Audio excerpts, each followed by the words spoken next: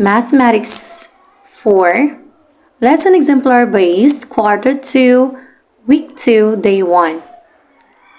Our topic is about problem solving and multiplication. Our lesson objective: solve multi-step problems involving one or more of the 4 operations with results of calculations up to 1 million, including problems involving money.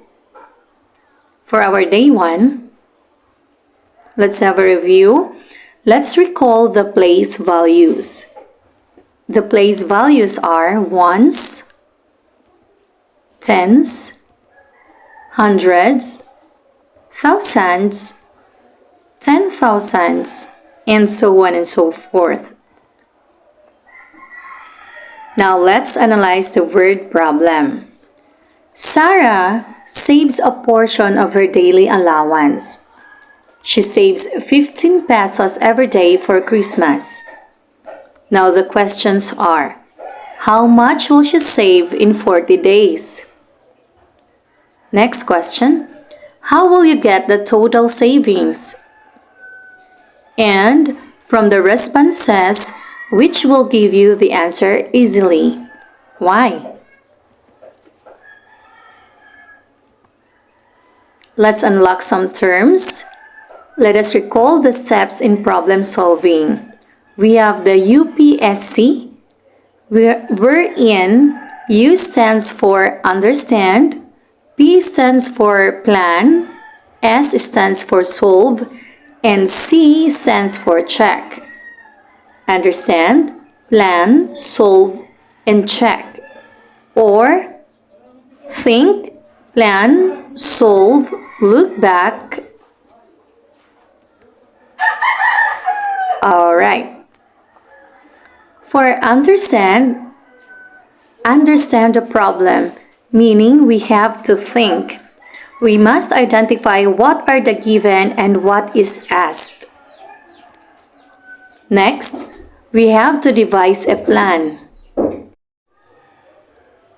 To devise a plan, you have to plan or choose an appropriate strategy in solving the problem. Number 3, answer or carry out the problem, meaning you have to solve.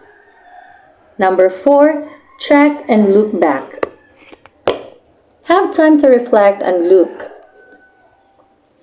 Now, what words imply multiplication? We have total, double or triple, altogether, and in all. So when you find them in a word problem, just like how much is the total or what is the total? So that means there is a chance that the operation that you should use is multiplication. Next, let's take this problem. After a typhoon, 1,200 people were brought to an evacuation center. The local government provided 3 meals a day for each evacuee for 12 days. How many meals did the local government provide in all? First step, we have to understand or think what are the given in the problem. Letter A, how many evacuees were there? So there are 1,200 people or evacuees. Letter B, how many meals a day per person did the government prepare? 3 meals a day. Letter C, for how many days? So that's for 12 days. 3 meals a day for 12 days. Now what is asked in the problem? How many meals did the local government provided in all? Now step 2, we have to plan. How will you solve the problem? So first, you have to find out the total number of meals for 12 days and multiply it by 1,200 people. Now, what operations will you carry out? Multiplication. What strategy will you use? So we have to use the UPSC? And letter D, is there a hidden question? If yes, what is the hidden question? How many meals were served for 12 days? That's the hidden questions because we have to answer it first before we proceed with the total number of meals that were prepared for the number of people. Now, letter E, what is the number sentence? We have 3 times 12 times 1,200 equals n. Again, 3 times 12 times 1,200 equals n. Step 3, we have to solve or carry out the operations. So first, we have to multiply first what's inside the parentheses or proceed with the operations of the numbers inside the parentheses. So we have 3 times 12, that's 36, times 1,200 equals n. So 36 times 1,200, that will give us 43,200.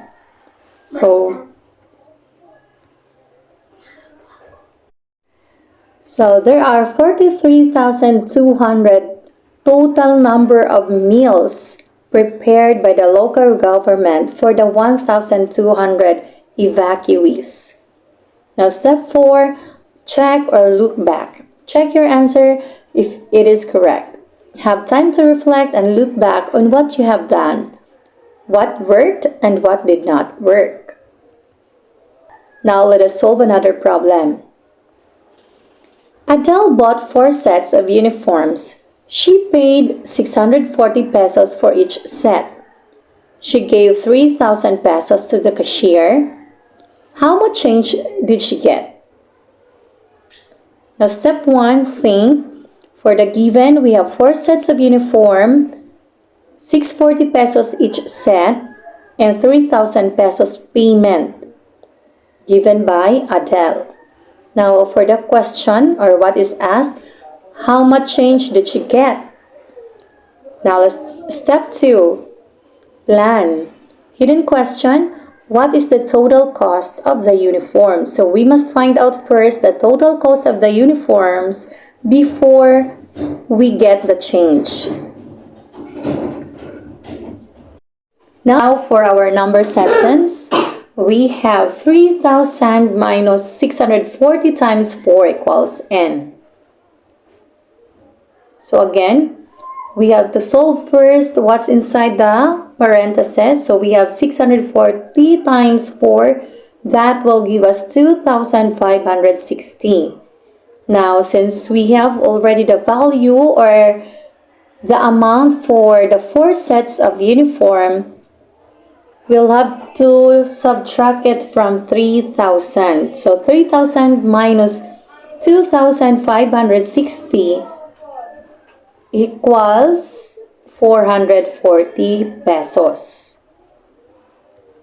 Alright.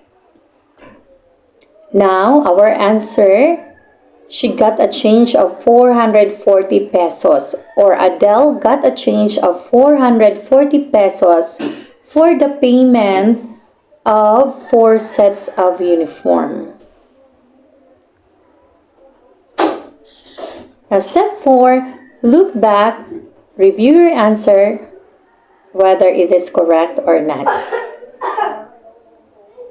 Now this time, you have to solve on your own. Follow the steps in problem solving. Again, remember UPSC, understand, plan, solve, and check. Or think, plan, solve, and look back. So number 1, question, how many legs are there in 6 cows and 4 chickens? Number 2, in a cheer dance competition, the required number of cheer dancers is 25 and the required number of spotters is 8. There were 12 participating teams. Altogether, how many participants joined the competition? Number 3, a florist buys 20 bundles of roses to be used for wedding decorations. Each bundle has 48 red and white roses. In each bundle, there are 30 red roses and the rest are white. How many white roses are there in all? Number 4. A two-day musical event sold 1,000 tickets on the first day and 935 on the second day. If each ticket costs 700 pesos, how much does the musical event earn from the ticket sales? Thank you for listening and enjoy learning.